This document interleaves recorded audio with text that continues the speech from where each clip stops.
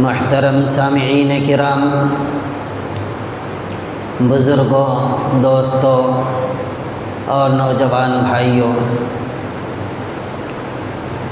آپ حضرات رسول اللہ صلی اللہ علیہ وسلم کی 13 سالہ مکی کی زندگی کے حالات اور واقعات سماعت فرما رہے ہیں۔ مکی زندگی کا جو دور ہے ایک طویل زمانہ ہے، جس کے اندر اللہ کے نبی صلی اللہ علیہ وسلم پر مختلف قسم کے حالات اور مصائب آئے۔ اس کو یوں سمجھیے کہ اللہ کا جو جتنا پیارا ہوتا ہے اور ایمان اور اعمال کے اعتبار سے جو جتنا زیادہ مضبوط ہوتا ہے،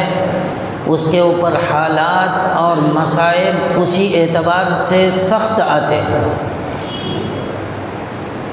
حدیث شریف کے اندر آتا ہے کہ سب سے زیادہ مصائب اور حالات انبیاء کرام علیہم الصلاۃ والسلام کے اوپر آئے، پھر اس کے بعد صالحین کے اوپر آئے، اور پھر ان کے بعد درجہ بدرجہ، یعنی جو جتنا زیادہ انبیاء صلحاء سے قریب ہوتا اسی اعتبار سے ان کے اوپر حالات اور مصائب آتے۔ تو یہ بات بالکل واضح ہے کہ انبیاء سے زیادہ ایمان اور اعمال کے اعتبار سے کوئی شخص مضبوط نہیں ہو سکتا، جتنا کہ انبیاء کرام علیہم الصلاۃ والسلام اپنے ایمان اور اعمال میں مضبوط تھے، تو ان کی آزمائشیں بھی اسی اعتبار سے ہوتی تھی۔ خود آپ علیہ الصلاۃ والسلام کا پاک ارشاد ہے، جس کا مفہوم اور خلاصہ یہ ہے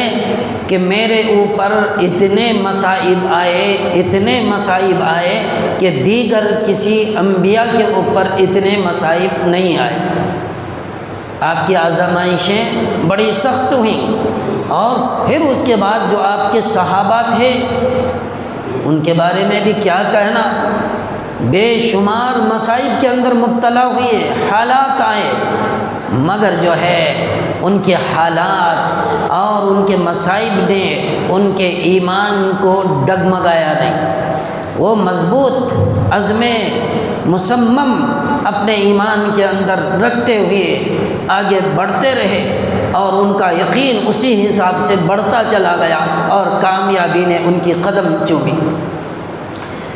بہرحال دوستو، مکی دور کے اندر جو حالات آپ علیہ الصلاۃ والسلام کے اوپر آئے وہ بے شمار ہیں۔ میں نے درجہ بدرجہ آپ کے سامنے بیان بھی کیا۔ آپ علیہ الصلاۃ والسلام نے راستوں میں مشکل ترین راستے کا انتخاب فرمایا۔ وہ مشکل ترین راستہ کیا تھا کہ آپ کو اللہ کا پیغام آیا، حکم ملا کہ آپ کہہ دیں، لوگوں سے اعلان کر دیں کہ اللہ کے علاوہ کوئی معبود نہیں، وہی لائق عبادت ہے، اسی کی عبادت کرو۔ اسی کو لے کر آپ نے ملک عرب کے تمام لوگوں کو جمع فرمایا اور ارشاد فرمایا، یا ایھا الناس قولوا لا الہ الا اللہ تفلحون، کہ اے ایمان، اے لوگو تم جو ہے کلمہ پڑھ لو، لا الہ الا اللہ کا اقرار کر لو، کامیاب ہو جاؤ گے۔ اتنا کہنا تھا کہ اہل عرب مخالف ہو گئے، غیر بھی مخالف، اپنے بھی مخالف، رشتہ دار، قریبی برادری کے لوگ تک آپ کے مخالف ہو گئے۔ تو صرف اتنا کہا اپنے، یا ایھا الناس قولوا لا الہ الا اللہ تفلحون، تو یہ دعوت و تبلیغ کا کام جو دوسرے راستوں کے مقابلے میں ہے، یہ مشکل ترین راستہ اس کو بتایا جاتا ہے۔ علماء فرماتے ہیں کہ آپ چاہتے تو دوسرا راستہ بھی اختیار کر سکتے تھے، مختلف انداز میں لوگوں کو آپ اپنی طرف بلا کر ان کا دل موہ سکتے تھے، لیکن آپ نے ایسا نہیں کیا، بلکہ اللہ کی وحدانیت کی دعوت دی اور اعلان فرمایا تو سب کے سب لوگ مخالف میں اتر گئے۔ اب آپ کے اوپر مصائب شروع ہو گئے، ابو جہل بھی مخالف، ابو لہب بھی مخالف، عتبہ بھی مخالف، شیبہ بھی مخالف۔ گویا یہ کہ اکثر و بیشتر عرب کا حصہ جو ہے، عرب کے اکثر و بیشتر لوگ آپ کے مخالف ہو گئے، مگر آپ نے ہمت نہیں ہاری، ڈٹے رہے۔ آپ کے جسم مبارک پر اوجڑی ڈالی گئی،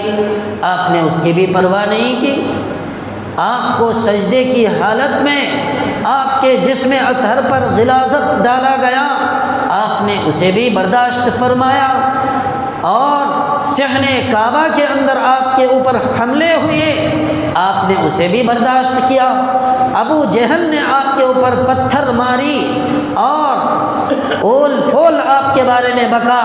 لیکن آپ نے اسے بھی صبر و ضبط کے ساتھ، تحمل کے ساتھ برداشت کرتے ہوئے بجائے کچھ جواب دینے کے آپ اپنے گھر کی طرف چلے گئے۔ اس طرح آپ کو خانہ کعبہ کے اندر داخل ہونے سے روک دیا۔ گزشتہ جمعہ میں نے حضرت عمر رضی اللہ تعالیٰ عنہ کے اسلام لانے کا واقعہ آپ کے سامنے بیان کیا تھا کہ یہ وہ شخص ہے جو دار ارقم کے اندر آخری ایمان لانے والوں میں سے ہیں، لیکن یہ جو نکلا تھا گھر سے، عمر نے کہا کہ فتنے کے بانی محمد کا میں خاتمہ کر کے بالکل ہر چیز سے پاک اور صاف کر دیتا ہوں کہ اس کے بعد اس طرح کا کوئی فتنہ ہی نمودار نہیں ہوگا۔ تو آپ علیہ الصلاۃ والسلام کو قتل کرنے کے لیے نکلے۔ ان سے پہلے حضرت حمزہ ایمان لے آئے، پھر حضرت عمر رضی اللہ تعالیٰ عنہ گئے تو قتل کرنے، شکار کرنے، لیکن شکار خود ہو گئے اور کلمہ پڑھ کر مسلمان ہو گئے، ایمان والے بن گئے۔ تو حضرت عمر رضی اللہ تعالیٰ عنہ کے مسلمان ہونے سے قریش کو بڑا صدمہ پہنچا، بہت بڑا صدمہ پہنچا۔ ادھر مسلمان علانیہ خانہ کعبہ میں اذان دینے لگے، نماز پڑھنے لگے۔ یہ بہت بڑی کامیابی تھی حضرت عمر رضی اللہ تعالیٰ عنہ کے ایمان لانے کے بعد، علل اعلان نمازیں پڑھنے لگے۔ بہت سارے مسلمان نجاشی کے ملک کی طرف جا چکے تھے، ہجرت کر چکے تھے، وہ لوگ وہیں امن اور سکون کے ساتھ رہنے لگے تھے۔ ان پر تو قریش مکہ کا کوئی زور چلتا ہی نہیں تھا، ان کا کوئی زور ان کے اوپر نہیں چلتا، وہ آزادی کے ساتھ وہاں رہتے۔ پھر درمیان میں حضرت حمزہ اور حضرت عمر رضی اللہ تعالی عنہما دونوں کے دونوں ایمان لائے، تو ان دونوں کے ایمان لانے کی وجہ سے وہ مکہ کے مسلمانوں پر بھی کچھ نہیں کر سکتے، ان کے اوپر بھی بلا خطرہ ہاتھ نہیں ڈال سکتے تھے، اس لیے کہ اگر ان کے اوپر کسی قسم کی زیادتی کرتے تو پھر حضرت عمر اور حضرت حمزہ رضی اللہ عنہما خاموش نہیں رہتے۔ تو خلاصہ یہ کہ وہ مکے کے مسلمانوں پر بھی بلا خطرہ ہاتھ نہیں ڈال سکتے تھے۔ ان حالات کو دیکھ کر نبوت کے 7ویں سال کی ابتدا یعنی ماہ محرم میں قریش نے ایک مجلس مشاورت منعقد کی کہ اب کچھ مشورہ کرنا چاہیے۔ مجلس مشاورت منعقد کی اور مسلمانوں کی روز افزوں جماعت کے جو خطرات تھے، یعنی روزمرہ جو خطرات ان کے اوپر منڈلا رہے تھے، ان کے بارے میں قوم کو آگاہ کیا، اور ان خطروں سے مسلمانوں کی جو جماعتیں تھیں ان کے خطرات سے بچنے اور اپنے آپ کو محفوظ رکھنے کے بارے میں جو تدابیر تھے ان تدابیر کے اوپر غور اور فکر کیا گیا۔ بالآخر یہ فیصلہ ہوا کہ بنی ہاشم اور بنی عبد المطلب اگرچہ کہ یہ سب کے سب مسلمان نہیں ہوئے، یہ سب کے سب مسلمان نہیں ہوئے، مگر نبی کریم صلی اللہ علیہ وسلم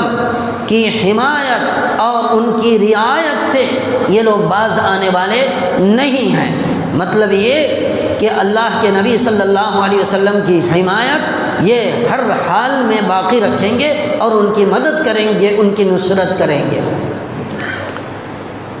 تو کیا کرنا چاہیے؟ اول ابو طالب سے یہ مطالبہ کیا جائے کہ وہ محمد صلی اللہ علیہ وسلم یعنی اپنے بھتیجے کو ہمارے حوالے کر دیں، اور اگر وہ ہمارے حوالے نہیں کرتے، حوالہ کرنے سے انکار کرتے ہیں، تو بنی ہاشم اور بنی عبد المطلب کا سوشل بائیکاٹ کر دیا جائے، مکمل طور پر ان کے اوپر پابندی لگا دیا جائے، وہ کسی سے میل ملاقات نہیں کر سکتے، شادی بیاہ نہیں کر سکتے، کسی کی شادی میں آ بھی نہیں سکتے اور ان کی شادیوں میں جا بھی نہیں سکتے۔ اسی طرح سلام پیام بھی ختم کر دیا جائے۔ مطلب یہ کہ ان کے اوپر مکمل طور پر پابندی لگا دیا جائے، اور یہ اذیت رساں یعنی تکلیف دہ پابندی اس وقت تک لگا دی جائے، اس وقت تک جاری رہے جب تک کہ یہ محمد صلی اللہ علیہ وسلم کو ہمارے حوالے نہ کرے۔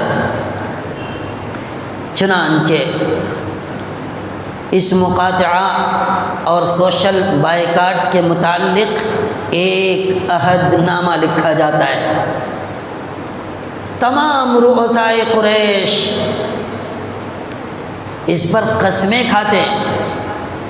اور اس عہد نامے پر دستخط کرتے ہیں، اور پھر یہ دستخط شدہ عہد نامہ خانہ کعبہ کی دیوار میں لٹکا دیا جاتا ہے اور پابندی شروع ہو جاتی ہے۔ مطلب یہ کہ جسے معلوم نہیں ہے وہ خانہ کعبہ کی دیوار میں لٹکے ہوئے عہد نامے کو دیکھ کر بنی ہاشم اور بنی عبد المطلب کا بائیکاٹ کرے، ان کی رشتہ داری کا بائیکاٹ کرے، میل ملاپ ختم کر دے، کھانے پینے کی چیز ان تک پہنچنے نہ دیا جائے، الغرض ہر طرح سے ان کو کاٹ دیا جائے، ان کے راستے بند کر دیے جائیں۔ یہ لٹکا دیا گیا خانہ کعبہ کے اندر۔ اس کے بعد اب کیا کریں؟ ابو طالب نے تمام بنو ہاشم اور بنو عبد المطلب کو لے کر مکہ کے قریب ایک پہاڑی درے میں جا کر محشور ہو گئے، یعنی اپنے آپ کو قید کر لیا، سب چلے گئے، اور مکے کے اندر جس قدر مسلمان تھے وہ بھی ان کے ساتھ اسی درے میں جو شعب ابو طالب کے نام سے بھی مشہور ہے چلے گئے۔ بنو ہاشم کا صرف ایک شخص ابو لہب اس قید اور نظر بندی سے آزاد رہا۔ کیوں؟ اس لیے کہ یہ کفار اور قریش کے ساتھ تھا اور نبی کریم صلی اللہ علیہ وسلم سمیت بنو ہاشم اور بنو عبد المطلب کا مخالف تھا، اس لیے وہ جو ہے قید سے آزاد رہا اور محشور نہیں ہوا۔ کھانے پینے کی چیزیں غلہ وغیرہ بنو ہاشم سے جتنا بن سکا اپنی طاقت کے مطابق لے کر گئے تھے، لیکن وہ کب تک کام آتا؟ بہت جلد ختم ہو گیا۔ اس کے بعد یہ لوگ کھانے پینے کی تکلیف اور اذیتوں کے اندر مبتلا ہو گئے، پریشان ہو گئے، کھانے پینے کی ساری چیزیں ان کے پاس ختم ہو گئی، اور 3 برس تک سخت اذیتیں اور مشقتوں کے اندر مبتلا رہے۔ اور اگر بائیکاٹ کے زمانے کا تصور کوئی انسان کرے تو سمجھیے کہ ان کے جسم کے رونگٹے کھڑے ہو جاتے ہیں کہ ان کے اوپر کیا کچھ نہیں ہوا، کیا حالات ان کے اوپر آئے، کیسے کیسے حالات سے انہیں جو ہے اپنے آپ کو گزارا۔ دوستو، بہرحال ان کو اگر چھٹی ملتی، ان محشورین کو اور جو قید کے اندر مبتلا تھے ان لوگوں کو اگر چھٹی ملتی تو ایام حج کے اندر چھٹی ملتی، کہ ایام حج کا زمانہ شروع ہوتا، یہ محشور لوگ سب کے سب باہر نکلتے، نکلنے کے بعد کھانے پینے کی جو چیزیں ان کے پاس نہیں ہوتی وہ ساری چیزیں جا کر بازار سے خرید کر اپنے پاس ذخیرہ کر لیتے۔ اس طرح کرتے رہے، انہی ایام میں حضرت صلی اللہ علیہ وسلم بھی باہر نکلتے، اور نکلنے کے بعد جو باہر سے لوگ آتے، جو مہمان بنے رہتے، حج کرنے کے لیے آتے، ان لوگوں سے ملاقاتیں کرتے اور آپ ان کو دین کی تبلیغ ان کے سامنے پیش کرتے اور دین کی باتیں ان کو سناتے، مگر حال یہ تھا کہ جیسے ہی آپ باہر نکلتے آپ کے پیچھے کسی نہ کسی کو لگا دیا جاتا، تنہا آپ کو چھوڑا نہیں جاتا، نگاہ رکھی جاتی، آپ کی جو ہے نگرانی کی جاتی کہ رسول اللہ کہاں جاتے ہیں، کس سے بات کرتے ہیں اور کیا بات کرتے۔ مگر ساری کائنات کے سردار جناب محمد الرسول اللہ صلی اللہ علیہ وسلم کے اوپر قربان جائیں کہ ان حالات میں بھی آپ باز نہیں آتے، لوگوں کو تبلیغ کرتے اور دین کی باتیں سمجھاتے، جہاں دیکھتے کہ آپ علیہ الصلاۃ والسلام دین کی تبلیغ کر رہے ہیں اور کسی سے مل رہے ہیں، فوراً جو ہے ان لوگوں کو روک دیا جاتا اور کہا جاتا یہ دیوانے ہیں، یہ پاگل ہیں، یہ ساحر ہیں، یہ جادوگر ہیں، ان سے تم کیوں بات کرتے ہو؟ بہرحال ان سے بات نہ کرنے کی ترغیب دی جاتی۔ اس طرح جو ہے آپ علیہ الصلاۃ والسلام پھر بھی باز نہیں آتے، آپ بات کرتے اور یہ لوگ اس طرح کی باتیں کرتے۔ لیکن اللہ کا کرنا ایسا ہوا کہ آپ اپنے مشن کے اندر ڈٹے رہے، لگاتار 3 سال کے عرصے تک جو حالات وہاں شعب ابی طالب کے اندر مسلمانوں پر گزرے، بنو ہاشم پر گزرے، بنو عبد المطلب پر گزرے، بہت سارے لوگوں کو ان حالات نے متاثر کیا، بہت سارے لوگوں کو متاثر کیا، اور بہت سارے لوگ خاندانی رشتہ داری اور نسل کی وجہ سے دوست و بزرگوں آپ علیہ الصلاۃ والسلام بنو ہاشم اور بنو عبد المطلب کی مدد کرنے پر جو ہے ان لوگوں نے مجبور کیا کہ ہمیشہ ہر حال کے اندر بھی کسی نہ کسی طرح بنو ہاشم کی مدد کی جائے اور ان کی جو ہے ان کی نصرت کی جائے۔ مجبور ہو گئے بعض لوگ، حالات دیکھ کر آنکھیں پھٹ گئیں اور بہت زیادہ متاثر ہوئے۔ چنانچہ زہیر نے اول مطعم بن عدی بن نوفل بن عبد مناف کو عہد نامہ کے توڑنے پر مجبور کیا کہ اب حالات بہت ابتر ہو چکے ہیں، لہذا کوشش کرنی چاہیے کہ عہد نامہ کو توڑ دیا جائے اور ان لوگوں کو آزادی ملے کہ یہ لوگ باہر آ کر عام لوگوں کی طرح زندگی گزر بسر کرنے لگے۔ چنانچہ اور دیگر لوگ بھی تھے، ان کو بھی تیار کیا گیا۔ انہی ایام میں حضرت صلی اللہ علیہ وسلم کو اللہ پاک اطلاع دیتے ہیں کہ جو عہد نامہ خانہ کعبہ کی دیوار کے اندر لٹکایا گیا تھا، کیڑوں نے اسے چاٹ لیا ہے، اسے کھا لیا ہے، وہ سارا عہد نامہ ختم ہو چکا ہے۔ اس کاغذ کے اندر، عہد نامے کے اندر اگر کوئی چیز باقی ہے تو وہ صرف اللہ کا نام باقی ہے۔ لہذا حضرت صلی اللہ علیہ وسلم نے ابو طالب سے کہا کہ اللہ نے مجھے اطلاع دی، مجھے خبر دی ہے کہ عہد نامے کو کیڑوں نے، دیمک نے چاٹ لیا ہے، آپ قریش مکہ سے کہیں۔ چنانچہ ابو طالب نے فوراً قریش مکہ کو بلایا کہ تمہارا عہد نامہ ختم ہو چکا ہے، اس کے اندر اب کوئی جان نہ رہی، کوئی حرف اس کے اندر سوائے اللہ کے نام کے باقی نہیں ہے، لہذا ہمارے لیے آزادی کا اعلان ہونا چاہیے، ہمیں قید اور قید کی صعوبتوں سے نجات دلانی چاہیے۔ چنانچہ اتنا کہنا تھا کہ سب کے سب پریشان بھی ہوئے اور فوراً دوڑتے ہوئے خانہ کعبہ کے اندر گئے۔ جا کر دیوار پر لگے ہوئے عہد نامے کو دیکھا تو نبی کریم صلی اللہ علیہ وسلم کی بشارت کے مطابق، آپ کی خبر کے مطابق وہ عہد نامہ ختم ہو چکا تھا۔ دیمک نے اسے چاٹ لیا تھا، دیمک نے اسے کھا لیا تھا، صرف اللہ کا نام اس کے اندر باقی تھا۔ الغرض مجبوراً جو ہے بنو ہاشم اور بنو عبد المطلب کے لیے قید و بند سے آزادی کا اعلان کیا گیا۔ چنانچہ سب کے سب آزاد ہو گئے اور وہاں سے نکل کر باہر آئے اور اپنے اپنے گھروں کے اندر چلے گئے اور پھر وہاں جا کر دوستو اپنی زندگیاں گزارنے لگے۔ نبوت کے 7ویں سال قید کے اندر داخل کیے گئے اور جب باہر نکل رہے تھے، جب آزادی ملی تو یہ نبوت کا 10واں سال تھا۔ یہ 10واں سال جو ہے جب باہر نکلے، آپ بھی نکلے، بنو ہاشم کے لوگ نکلے، بنو عبد المطلب کے لوگ نکلے اور مکہ کے دیگر تمام لوگ جب باہر نکلے تو اب ان کی سوچ یہ تھی کہ اب ہمیں آزادی تو ملی، ہم آزادی کے ساتھ جو ہے یہاں رہنے لگیں گے، ہمیں رہنے دیا جائے گا، ہمارے اوپر کوئی تکلیف نہیں ہوگی، کوئی مصائب دوبارہ ہمارے اوپر کھڑے نہیں ہوں گے، یہ سوچ کر باہر نکلے اور زندگی کرنے لگے۔